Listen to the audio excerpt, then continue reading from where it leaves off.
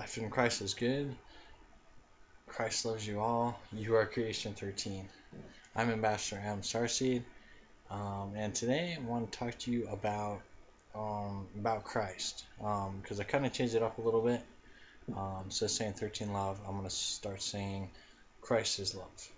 And the point being is, um, we need to dive deeper into what the Christ character is and what the Christ character represents. There's the Jesus character, and then there is the Christ character. And Christ translates into the anointed one. And I think it's very important to start talking about Christ, because a lot of my videos, including the early ones, do with learning to uplift yourself, learn about yourself, the structure of yourself, the DNA of self, learning about your spirit, learning about the four bodies, so on and so forth. My videos have shown you guys what it is like to dig deep within yourself.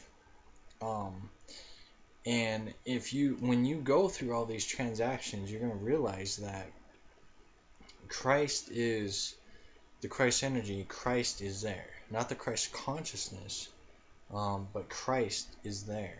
The energy of Christ is there.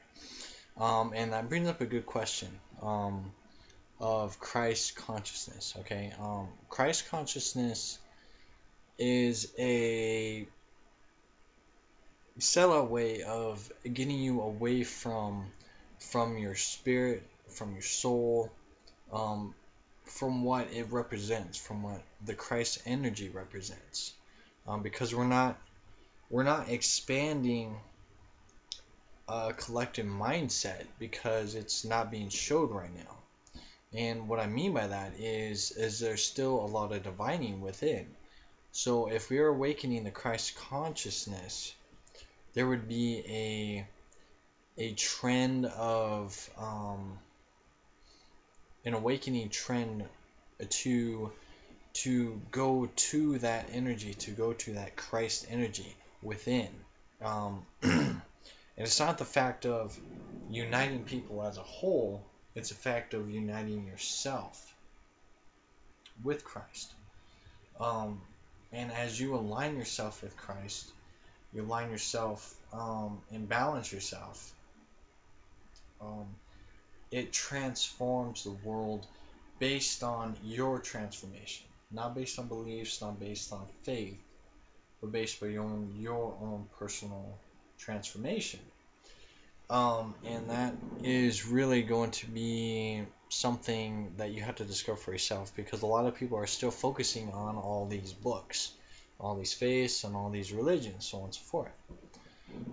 And I brought this up on my Facebook for about a week, maybe 2 weeks or so. I've been really focusing on Christ, focusing on the Bibles of the world, and showing people that there's different translations to the Bible, because in religion they still have the constant struggle of, well, my Bible's real, my Bible's real, my Bible's real, but they don't realize as a whole that it's just a translation that is altered from the original text. And that's something that people fail to look into, and they just focus on what is translated. It's frustrating.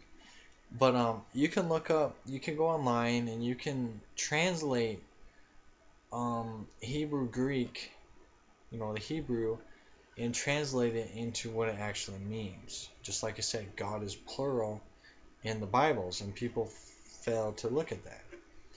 And I watched another interesting video in becoming aware that that's what I'm reading again right now. There's always two things that I always read in the Bible, always, and that is Revelations, learning about deception, the perceived end of the world, but it's really an end of an age, and the birth the birth of the Christ character. It says Jesus, but it's really just the Christ character, the anointed one. And watching his journey in this book. Okay, so I'm always fascinated with this, and I will always go back to it. But I watched a video that was saying that religion is designed to enslave humanity into focusing on a master to praise and worship, because basically it's telling you that you're a weak individual and that you cannot grasp the concepts of your inner being, or grasp the concepts of how this reality works. Basically means that you need to follow the master and not look into these things. Because what happens when you look into these things, or you become more knowledgeable, you can overtake an individual spot. Basically, you can also look at it as a way of getting out of the collective consciousness stream, because you can always view it as, I always say this thing is, everybody is a sheep, a zombie, and then you got one shepherd, and that's basically what the American Bible is Jesus is that shepherd, and then they got the flocks, and they just go about their business based on what the shepherd tells them. But when you have that one sheep, that black sheep that says, hey, what happens if we go that way? Well, if you were the shepherd, you would say, well, if you went that way, there's a possibility that you could get lost. You could get betrayed, deceived, so on and so forth. Basically that's where your path would go on that journey, to find self and to find a purpose outside the lines of the norm, I guess you would say. Basically, you basically just go on Christ's path, and that's exactly what I read, and that's kind of why I brought that up, because it said, excuse me a second, get a drink of coconut water, okay?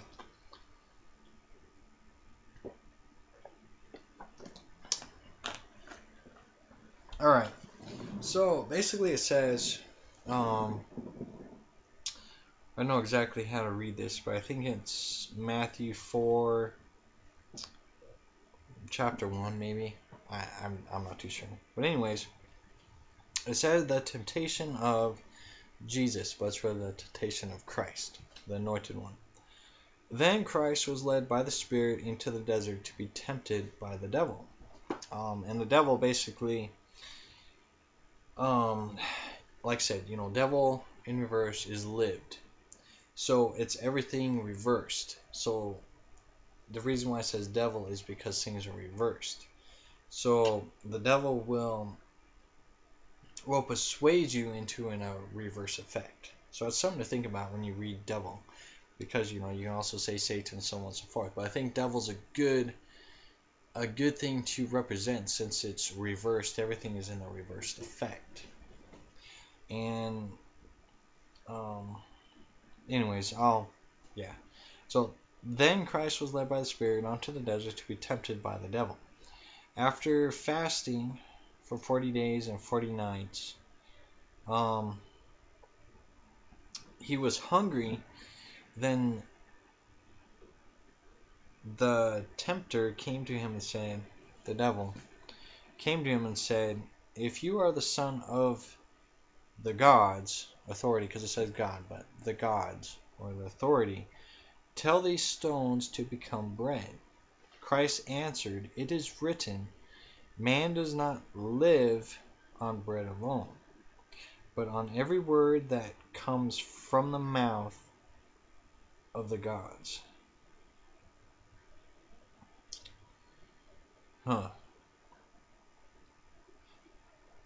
So man does not live on bread alone, but on every word that comes from the mouth of God. That's interesting. I'm having epiphanies here. That's why I always read these things, because it really allows you to expand into something more. Anyways, then the devil took him to the holy city and had him stand. This sounds like a vision quest. Okay, let's check this out. After fasting for 40 days and 40 nights, he was hungry. The tempter came to him and said, "If you are the Son of God, tell these stones." This is a vision quest.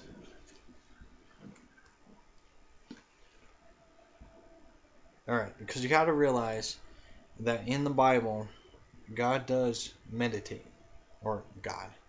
Christ does meditate through this. An act of prayer is meditation. So you can look at this as a meditation, because everybody always focuses on the physical, but they never focus on the spiritual journey of this. And that's what this is a vision quest. At least from my perception, this is what I'm perceiving, because this makes a lot of sense for it being a vision quest. And for 40 days, 40 nights, desert can be a representation of walking through your being, walking through your state, because as you close your eyes, all you see is darkness, but eventually images start coming through, and you could picture yourself as in a desert. But it could be both ways too. I mean, literally, because it doesn't really say what part of the desert he traveled into, why he traveled into the desert. It doesn't really say anything like that. It just basically tells you about the desert, and then all of a sudden Jesus is in jail. So basically, to me, it just sounds like it's a vision quest. So anyways, I know I'm kind of getting sidetracked here, but it'll make sense. Like I said, you always should ask questions and not just look at it from one perception. Just like, oh, he walked in the desert. It could have been a vision quest. It can be many different things. So, let me read again so then we're not getting sidetracked. So Jesus answered, "It is written, man does not live on bread alone, but on every word that comes from the mouth of the gods," or the authority. Then the devil took him to the holy city and had him stand on the highest point of the temple. And the holy city, I believe, was Zion, something like that. Yeah. "If you are the son of the gods," or the authority, he said, "throw yourself down, for it is written." Basically, prove that you are from the authority, or prove that you are something more. And basically, this can be represented for you, for example, especially through this whole New Age movement. Oh, I can fly, I can do amazing, miraculous things. But what does that prove? We're not here to prove that we are superheroes. We're not here to prove that we're superheroes. We're here to spread that love, not only for yourself, but spread that love and energy that our creators gave to us. The gods, the authority, what they gave to us. My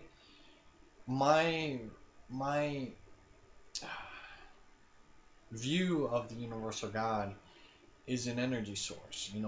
It's not a gender or anything like that. It is an energy source, a dimensional energy. I don't know how to really explain it, but that's my viewpoint of things. So, the gods or the authority, you can view them as the creator of your flesh, or the creator of your soul, basically. So,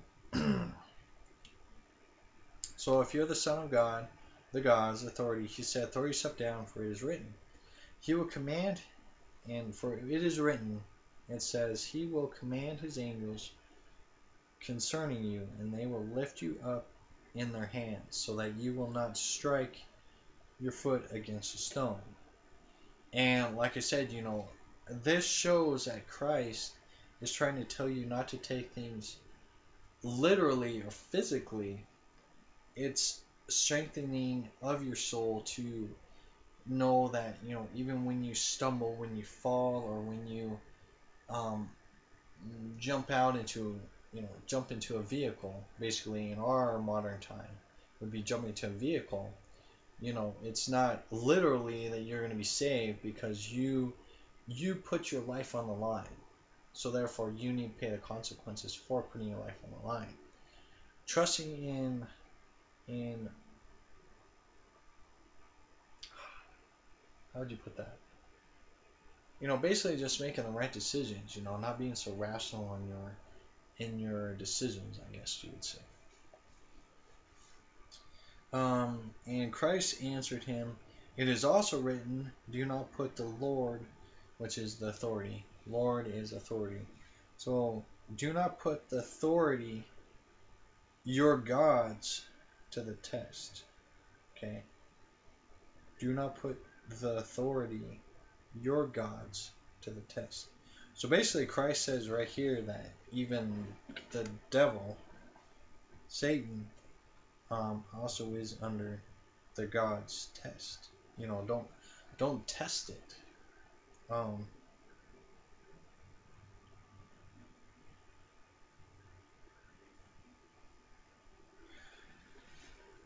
so, I mean, this is where I think a lot of people get confused here. Don't put your God to the test, and it's basically the same thing what I just said before. Don't throw yourself to a vehicle and just assume the gods are going to prevent that vehicle from hitting you. You got to be smart about on what you do in your life. Again, the devil, which is the first effect. Again, the devil took him to a very high mountain and showed him all the kingdoms of the world and their splendors. "All this I will give you," he said, "if you will bow down and worship me." Basically, um, giving your life to the physical greatness and power that this world can engulf you in. Basically Hollywood, money, fame, fortune, so on and so forth. That's what this is talking about. Would you rather have a awesome life here, or would you rather show people the true riches that live within you, and the Christ energy that can overflow within you? Basically, that's a standstill moment. So, and Christ said to him, "Away from me, Satan, for it is written, worship the authority, your God, and serve him only."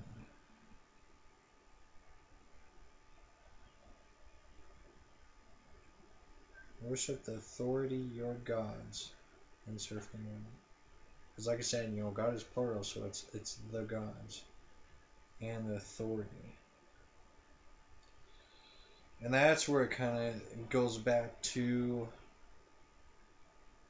alright, then the devil left him, and angels came and attended to him. Okay, and here's another interesting thing that people fail to look at. The visitations of angels or beings. They're also known as guides. Now, Christ was visited by spiritual entities, right? And when you go on vision quest yourself, you meditate, pray, you are also visited by perceived angels, guides, so on and so forth. In the spirit realm, there is no, from my perception anyways, from my experience, these beings have no forms, because the spirit realm is only energy. So they only get forms based on what you give them. And this is why a lot of people who have fear manifest a scary looking being. So it says right here that the angels came and attended to him. And basically, like I said, this could be physical, this could be a spiritual journey when he went through that desert. Again, hard to say. We weren't there. We don't know. But this is how I question everything because, people take things so literally that they never look at all the circumstances behind this. Jesus spoke in parables, and it's good to look at life as a parable.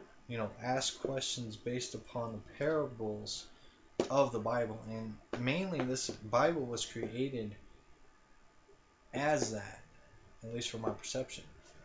And this is why I always get kicked out of churches and stuff because I would ask this stuff, and they never, they never look at it like that. They never do. And why that is, I don't know. To me, I think they're just scared or afraid, or they just don't have an answer to give. You know, People all study these Bibles. You know, they can take their whole life, 40, 50 years studying this Bible, and then I come around and ask questions, and they can't give me an answer. Um, and that's very interesting to me because, you know, if you study the Word, if you study the Bibles and learn about history and all that stuff, you would think you would be ready for these kind of questions. Or maybe I'm the only one that asks them. I don't know. I don't know. But anyways, the point being for this is that you should always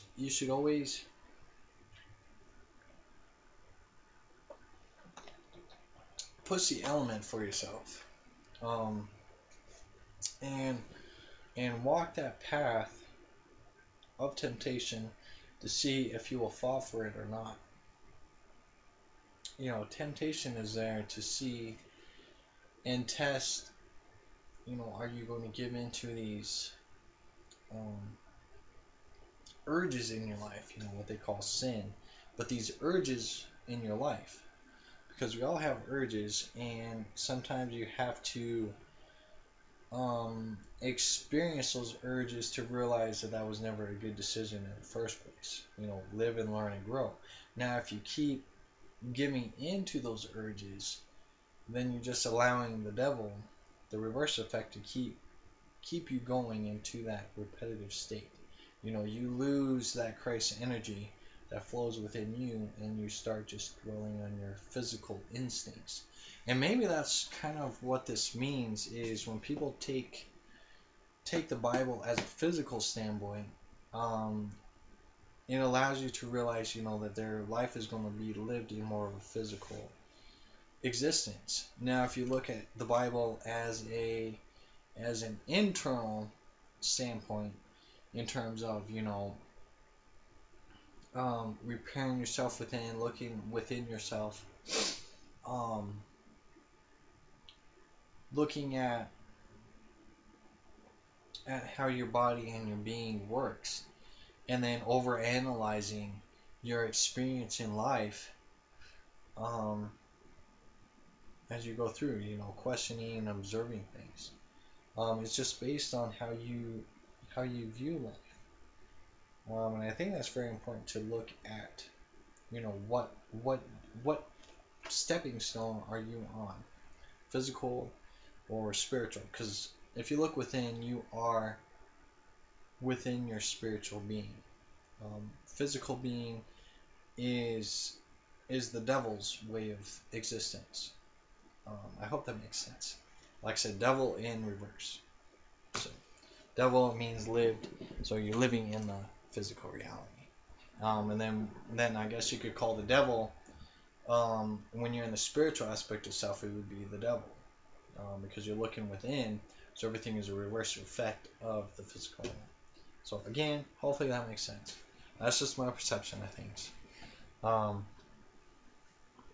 So like I said, it tells you about the birth of Jesus, or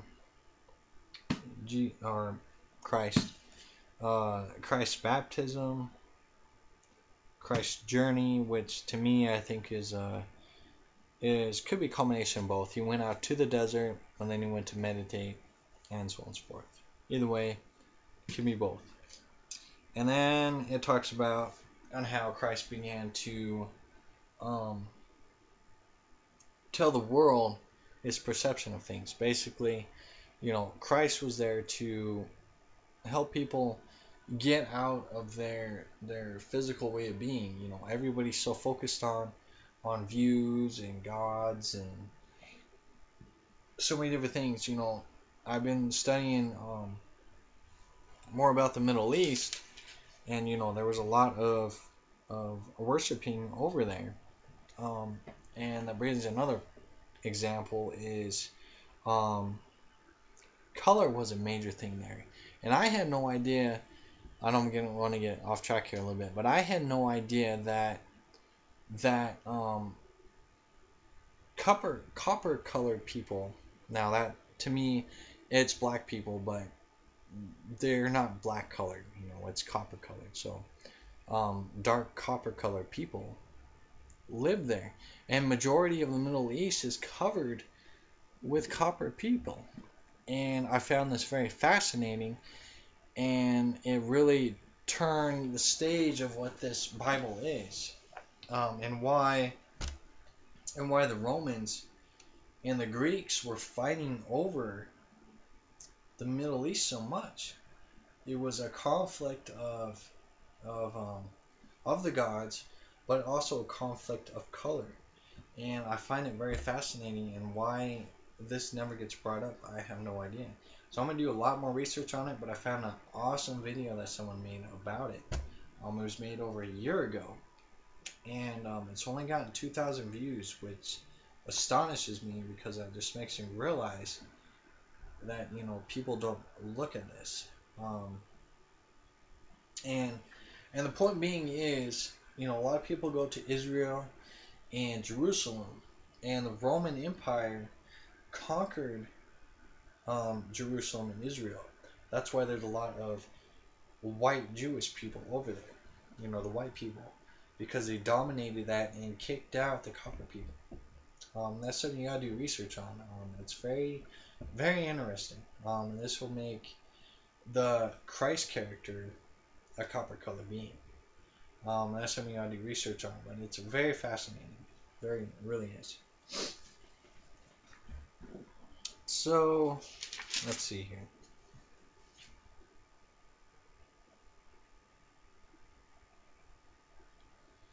And then it just goes on to say that John went and tried to figure out why um, Christ was thrown in jail.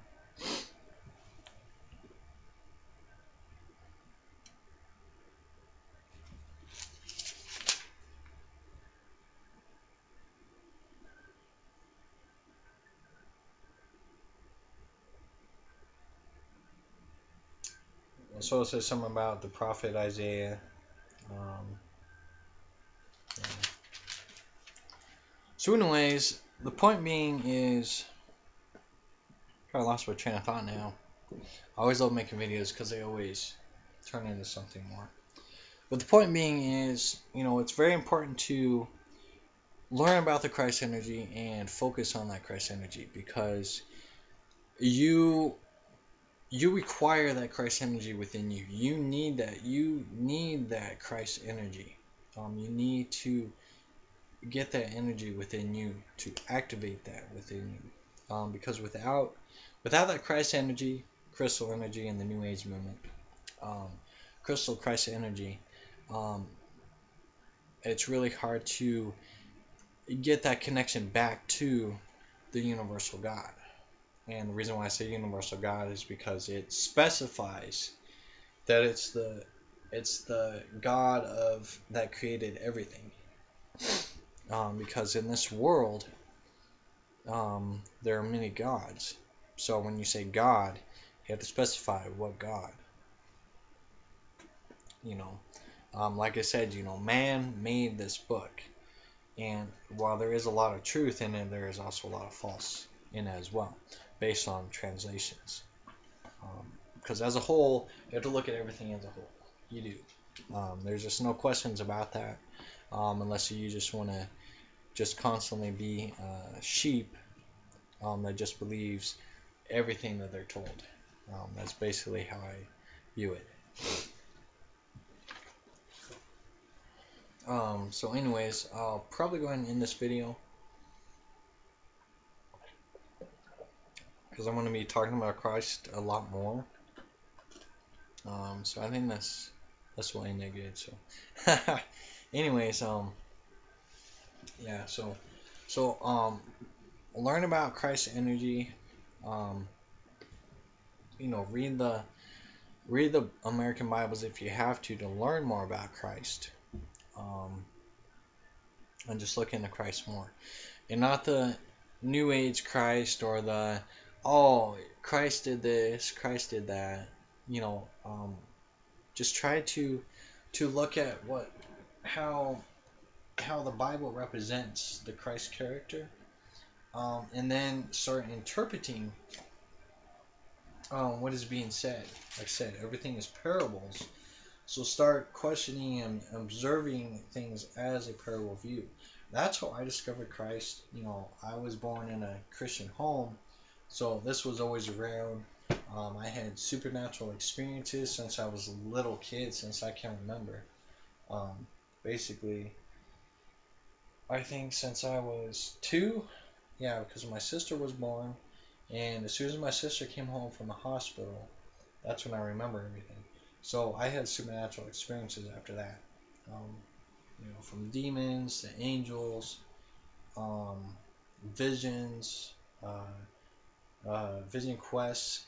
I had all this stuff happening when I was a little kid, and this is a proven fact that you need to observe everything. Meditation is not the devil.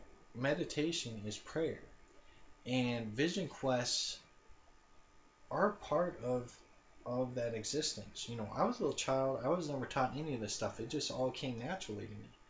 And again, church, churches will kick you out for these kind of of experiences. So like, oh no, you're a kid, you couldn't have experienced this stuff, but I did. I saw shadow people. I saw many different things. I'm gonna create my own testimonial video soon, but I'm gonna have to have time to do that because it's gonna be pretty long. But yeah. So it's just realizing, that Christ is there always, um, and that energy is always there, and you have to discover that Christ. There's just no questions about it. There really isn't. So anyway, so I'll go ahead and end on this. If you have any questions, let me know. But yeah, discover Christ, and yeah, just look into it real deep, because Christ is the answer in everything, and there's just no questions to that. So anyway, so yeah, so I love you all very much. Christ loves you, and I'll talk to you in a bit.